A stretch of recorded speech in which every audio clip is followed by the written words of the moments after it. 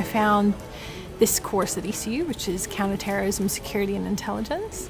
And I found a couple of other courses as well in different countries, but none of them had the same broad options as ECU does, where you get to do both intelligence, terrorism and security science, which is why I ultimately picked ECU in the end.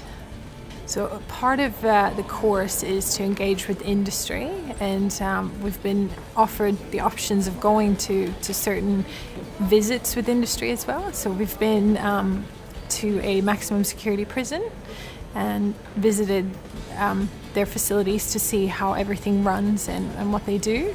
And we've been to Perth Convention Centre and looked at their access control and CCTV systems, so what type of cameras they have and how their recording works and what they focus on, which is really good. It gives you that job-related knowledge, not just theory, so we get to do that. And in the future, I would like to really go into intelligence analysis. And the course that I've done at ECU in terms of counterterrorism, security and intelligence, as well as my honours and my PhD, has really helped me develop the analytical abilities and the critical thinking skills that I need in order to become an intelligence analyst.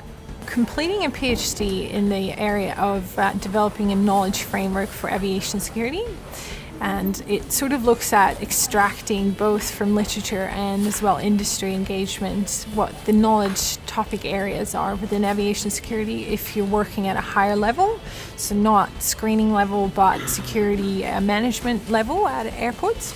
As part of my PhD, my supervisors that I have both have industry experience, so they're both ex-militaries and special forces, which is really, really great for me.